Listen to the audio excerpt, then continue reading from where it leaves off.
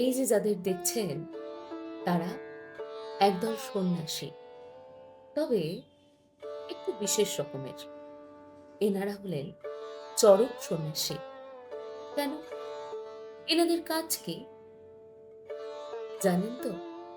সারা চৈত্র মাস জুড়ে থালা হাতে, কাঁধে একটা গেরুয়া রঙের ঝোলা নিয়ে তারা বেরিয়ে পড়েন বাড়ি বাড়ি ভিক্ষা জোগাড় করতে।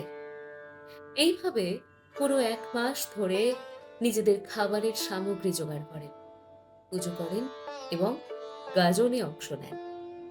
এনাদের সঙ্গেই থাকেন একদল ঢাকি।